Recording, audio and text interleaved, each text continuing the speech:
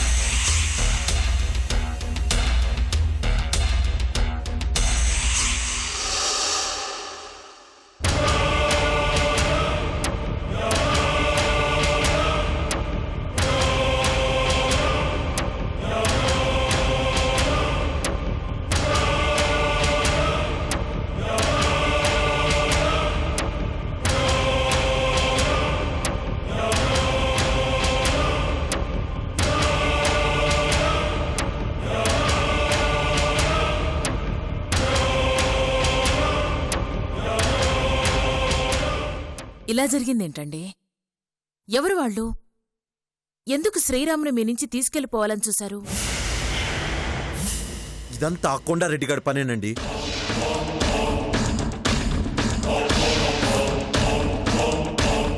వాడు మేము హైదరాబాద్ వచ్చినామని తెలుసుకుని మమ్మల్ని దొంగదెబ్బ తీయడానికి చూసినాడు. ఇది కొండారెడ్డి పని కాదు.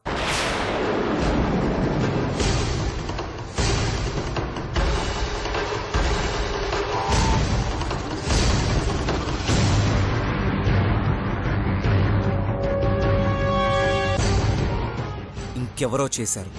అదేంటి శ్రీరామ్, వాడు మనుషుల్ని వెంటేసుకుని వచ్చి మనల్ని చంపడానికి చూసిన తర్వాత కూడా నీకు నమ్మకం కలగట్లేదా?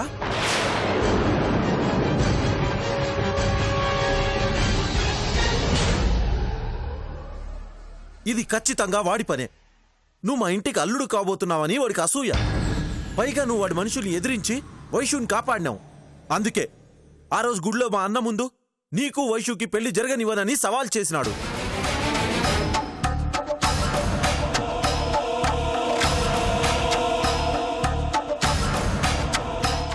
వాడు మన ప్రతి అడుగుని గమనిస్తున్నాడు. నాకు తెలిసి జాన్కి కూడా వాడి వల్ల ప్రమాదమే.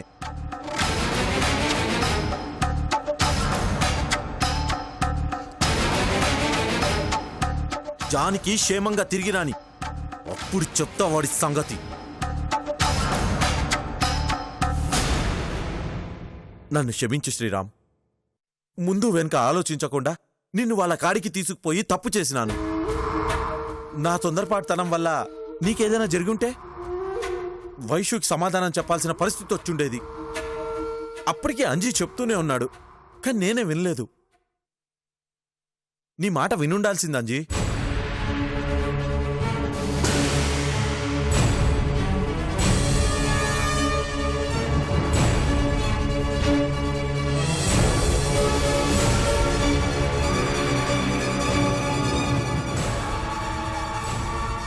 బాధపడకండి చిన్నయ్య, ఎవరు తీసుకున్న గోతులో వాళ్లే పడతారు. దేవుడు మన వైపు ఉన్నంతకాలం మనకి మన వాళ్ళకి ఏమీ కాదు. చరిత్రలో ఎప్పుడు మంచి గెలిచింది, చెడుకు చావే గతి చిన్నయ్య.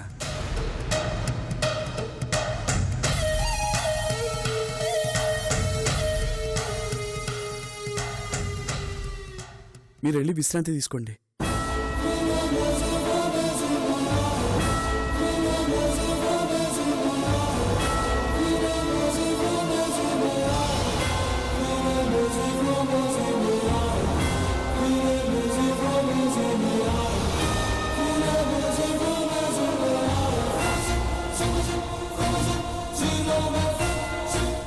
అంజీ, జాగ్రత్త.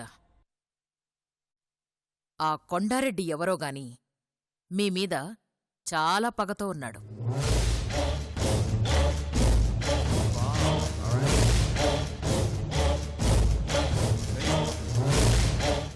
కొండారెడ్డికి నా మీద పగ ఉంది కానీ నా గతం తెలీదు. కానీ నా గతంలో ఉన్న నీలా అనే పేరు వాళ్ళు ప్రస్తావించినప్పుడు నాకు ఆశ్చర్యం వేసింది. పోనీ వాళ్ళు నా నిజమైన తల్లిదండ్రులు అనుకుందామా అంటే కొండారెడ్డి వాళ్ళు తరుముతున్నప్పుడు నాకేమవుతుందో అన్న బాధ వాళ్ళలో కలగలేదు. అంతేకాదు, అప్పటి వరకు నా మీద ప్రేమ కురిపించిన వాళ్ళు సడన్ గా ఎందుకు రిలాక్స్ అవుతారు?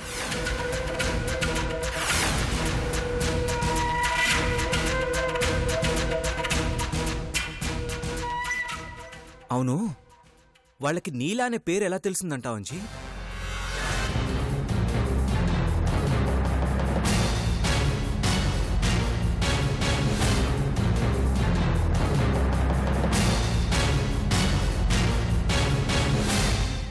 ఏమో, నాకేం తెలుసు? నీకేమీ తెలీదు, కానీ అన్నీ తెలిసినట్టు కంగారు పడతావు. సర్లే, మొత్తానికి వాళ్ళు నా తల్లిదండ్రులు కారు అని తెలిసింది. ఒక్క విషయం గుర్తుపెట్టుకో అంజీ, ఇందాక అమ్మ నాన్న అని నాటకు వాడిన వాళ్ళు అబద్ధం కావచ్చు, కానీ వాళ్ళు కొండారెడ్డి మనుషులు కాదు అన్నది నిజం.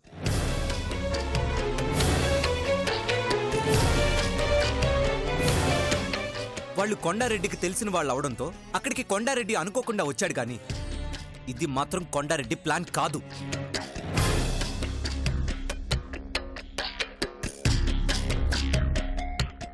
ఎనీవే,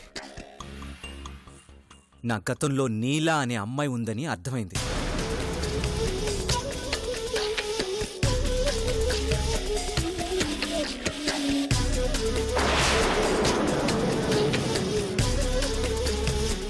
తనెవరో తెలుసుకునేంత వరకు నేను నిద్రపోను.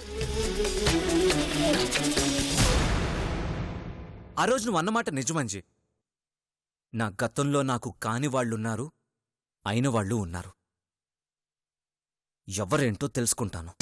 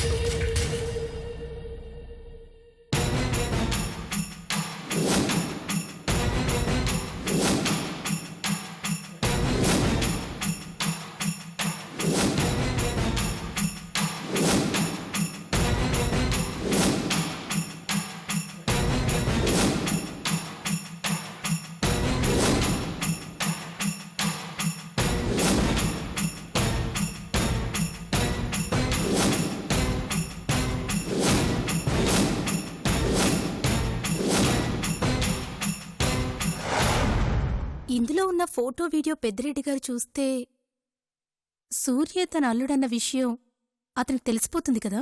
కానీ ఎలా ఈ బాక్స్ అతనికి చేరాలి?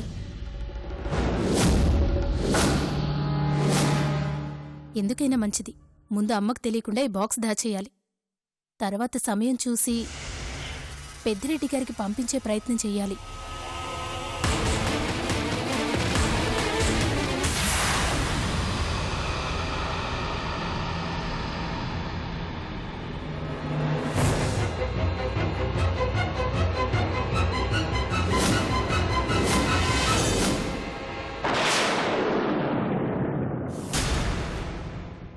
ఏంటే చూస్తున్నావు? ఏంటే చూస్తున్నావు? ఇప్పుడు నీకు తృప్తిగా ఉందా? సూర్యని ఆ చిన్నప్పటి నుంచి వేరు చేయాలన్న నా ఆలోచనకి గండిపడింది. అలా అని ఆ అజయ్ గాన్ని నిన్ను ఒకటవనిస్తానని అనుకోకు, అది మాత్రం జరగదు. సూర్య నీ భర్త. ఈ ప్లాన్ ఫ్లాప్ అవ్వచ్చు, కానీ సక్సెస్ అయ్యేంత వరకు నా ప్రయత్నం మానను.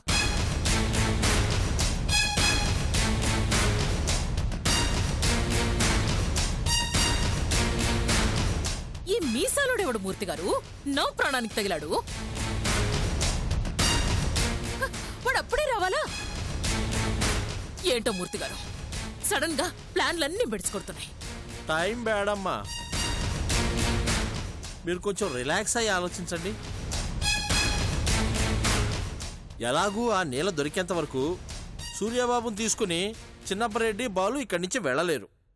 టైం ఉంది కదమ్మా. లేదు మూర్తి గారు, ఆ నీల సూర్యని అంత ఈజీగా వదలదు. అది ఖచ్చితంగా తిరిగొస్తుంది. అలాంటిది జరక్కముందే సూర్యని మనం ఎస్కేప్ చేయాలి. చేస్తాను. పదండి. అమ్మా, మరి ఈ ఫ్లైట్ టికెట్లు?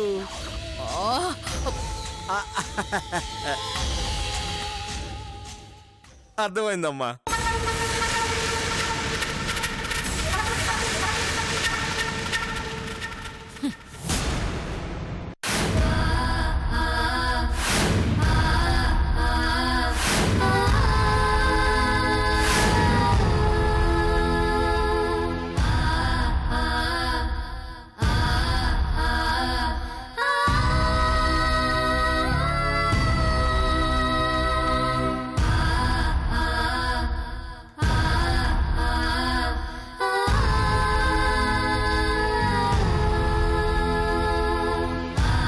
చూడమ్మా, ఇప్పుడు నువ్వు వెళ్లే దారిలో చాలా సమస్యలు ఎదురవుతాయి.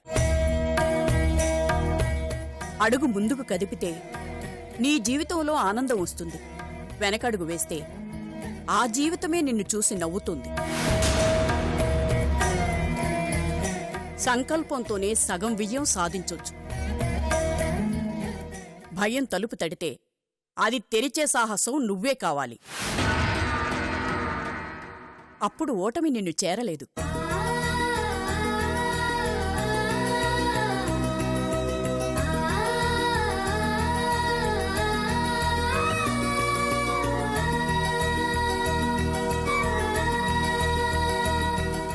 ఆ అమ్మవారి ఆశీస్సులు నీకెప్పుడూ ఉంటాయి.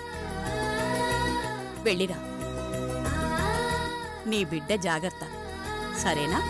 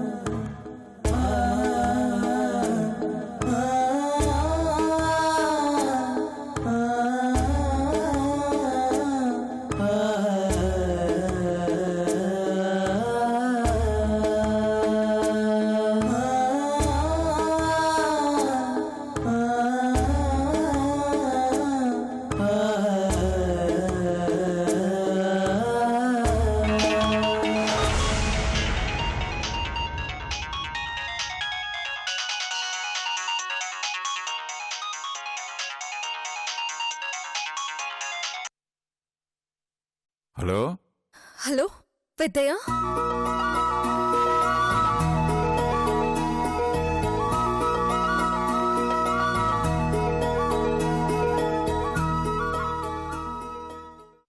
అమ్మా జానకి,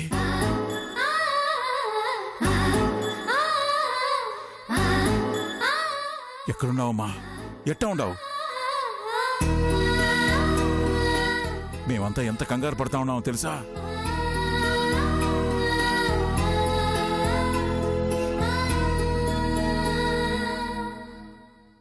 చిన్న శ్రీరామ్, అంజిగాడు నీకోసం ఏడాడో ఎత్తుకుతా ఉండారు. ఆ అవసరం లేదని చెప్పండి పెద్దయ్య. రేపు మధ్యాహ్నానికల్లా వచ్చేస్తాను. ఇప్పుడు ఏడున్నావమ్మా? మా ఊళ్ళమ్మని చూడాలనిపించి వచ్చాను పెద్దయ్య. అట్నా ఒక్క మాట చెప్పిపోవాల్సింది కదమ్మా. నువ్వు ఏడకపోయినావో ఎట్టా ఉండవో అని మేమంతా ఎంత కంగారు పడిపోయినావో తెలుసా? అవును, రేపు ఎట్టా వస్తాడమ్మా? ఏదైనా ఇబ్బందిగా ఉండదంటే చెప్పు, కారు పంపిస్తాను. మీరు కారు పంపేలోపు నేనే వచ్చేయచ్చు పెద్దయ్య. మీరేం కంగారు పడకండి. చిన్నయ్య వాళ్ళని కూడా వచ్చేయమని చెప్పండి. అట్నే చెప్తాలేమ్మా. సరే, నువ్వు మాత్రం జాగ్రత్తగా రామ్మా. సరే పెద్దయ్య. నాన్న, అమ్మ జానకి, వయసు మాట్లాడతాదంట.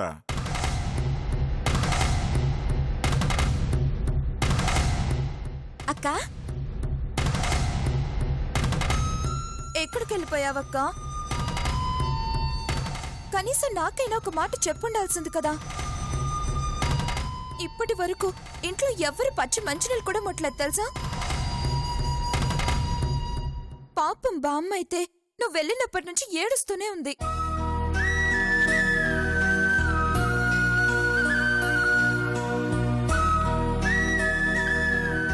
బామ్మని కంగారు పడద్దని చెప్పు. నేను వచ్చేస్తున్నానుగా. నీతో నేను మాట్లాడను పో. వచ్చేస్తున్నాను కదా వైషు. సరేలే, జాగ్రత్తగా రా అక్క. సరే.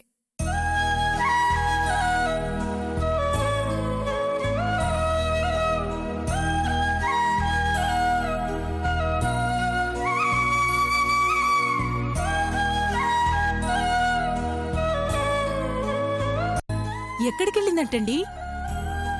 వాళ్ళ ఊరు పోయినదంట. రేపింటికి వస్తున్నానని చెప్పినది. పార్వతమ్మా, జానికి వచ్చేస్తా ఉండది.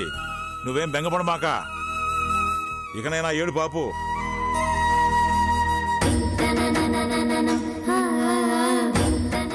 తల్లి, బాబాయ్కి ఫోన్ చేసి ఇయ్యమ్మా. ఏమండి, నేను అర్జెంటుగా కర్నూలు వెళ్ళాలి. బస్సులు ఎక్కడ ఆగుతాయండి? బస్సులు బంద్ కదమ్మా. అయ్యో, నేను అర్జెంటుగా కర్నూలు వెళ్ళాలండి. కర్నూలుకి అంటే హైదరాబాద్ వెళ్ళాల్సిందే. హైదరాబాద్ అంటే అక్కడ షేరింగ్ టాక్సీలు ఆగుతాయి, అక్కడికి వెళ్ళేకమ్మా. సరేనండి.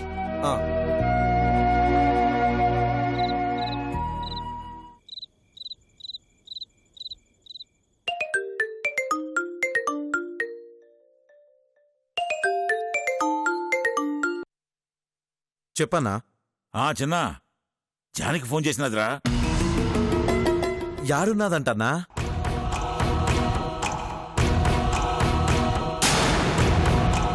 వాళ్ళ ఊరు పోయినదంట. తిరిగి బయలుదేరినాను. రేపు మధ్యాహ్నానికి ఇల్లు చేరుకుంటానని చెప్పినది. మీరు కూడా వచ్చేయండి. అట్నే అన్నా, ఉదయాన్నే బయలుదేరి వచ్చేస్తామన్నా.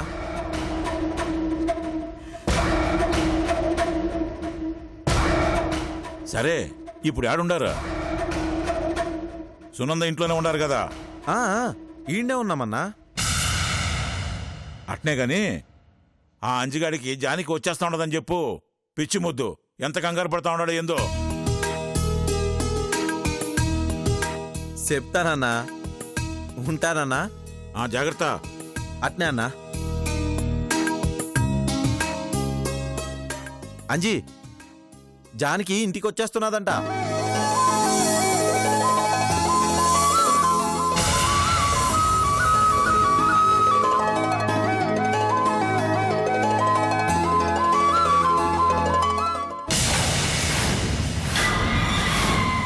మనం కూడా ఉదయాన్నే బయలుదేరి వెళ్ళిపోదాం.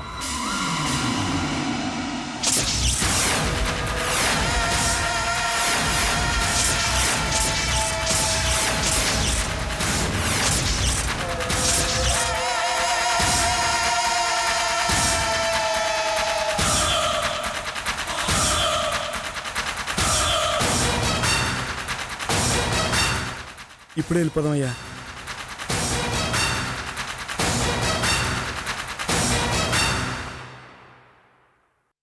చీకటి పడింది కదా అంజీ. రేపుదయం వరకు ఉండి వెళ్ళండి. అయినా అంత తొందరే ఉంది. తొందర ఆయన ఇంటి పేర్లేండి. సరే ఈ పూటకు ఉండిపోదాంలే అంజీ. అయినా రాత్రిపూట ప్రయాణం ప్రమాదం కదా.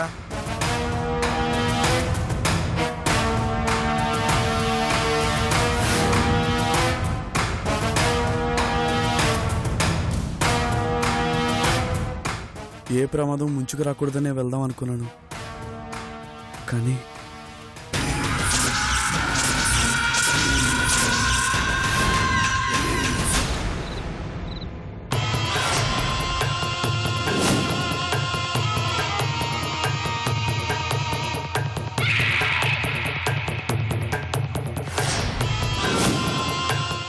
ఇప్పుడు ఏం చేస్తారమ్మా? సూర్యాబాబు బయలుదేరుతున్నాడు. పెద్దిరెడ్డి ఇంటికి చేరుకున్నాడంటే తిరిగి తీసుకురావడం చాలా కష్టమైపోద్ది కదా. అదే మూర్తి గారు నా భయం కూడా. సూర్య ఆ గడపలో అడుగు పెట్టాడంటే నా ఇంటి గడపకి చాలా దూరం అయిపోతాడు. వాణ్ణి ఎలాగైనా వెళ్లకుండా ఆపాలి. తర్వాత వాడికి ఏదోలాగా నచ్చచెప్పి శశితో పెళ్లి జరిపించొచ్చు. ఎలాగమ్మా? మీరిప్పుడు ఆపగలిగే మార్గము లేదు, నచ్చ చెప్పే సమయము కాదు. ఆ చిన్నపరెడ్డి వాళ్ళు పక్కనున్నంత వరకు మీకు సూర్యతో మాట్లాడే అవకాశమే ఉండదు కదా.